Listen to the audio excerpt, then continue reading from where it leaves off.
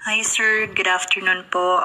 Yes po sir, so sadly po, yun po yung decision ni Sec kay Sitaw. So as an employee po, yun po, wala na po kaming work. Pero we are working today na may pasa lahat ng email nyo sa HQ.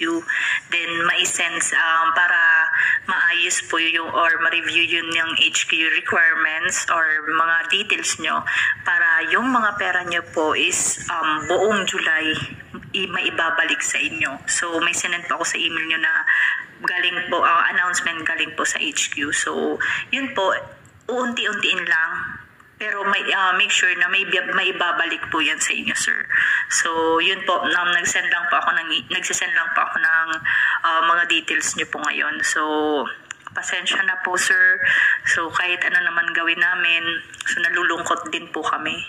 Kasi as a employee po, kami po yung malaking nawalan. So, yun po, sa inyo po, may babalik po yung mga pera niyo po. Pero kami as employee, yun po, walang trabaho. So, pero kung ano po yung will ni God, so yun po yung inaano namin. So, God bless po sa ating lahat.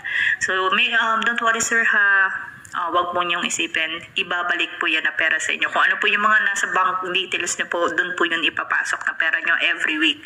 So, buong July po yan ipapasok sa inyo. Thank you po.